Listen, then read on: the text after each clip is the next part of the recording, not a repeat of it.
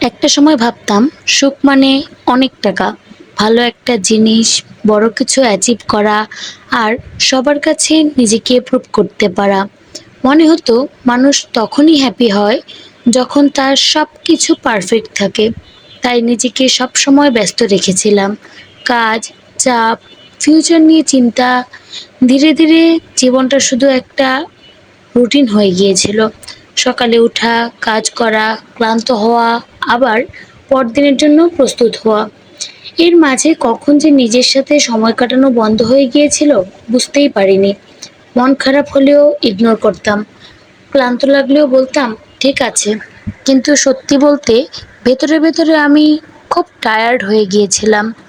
একদিন সন্ধ্যায় বাইরে হালকা বৃষ্টি হচ্ছিল। সারাদিনের ক্লান্তি নিয়ে বাসায় ফিরে চুপচাপ রান্নাঘরে গেলাম। নিজের জন্য গরম ভাত আর ডাল রান্না করেছিলাম।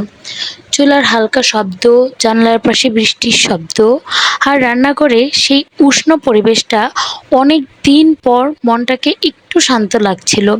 সেই দিন বুঝলাম সুখ আসলে এক্সপেন্সিভ কিছু না।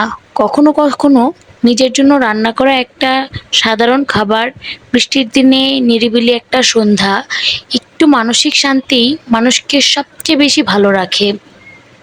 জীবন সবসময় বড় বড় অ্যাচিভমেন্টের মধ্যে সুন্দর না, কিছু সিম্পল মুহূর্তও অনেক গভীর শান্তি লুকিয়ে থাকে।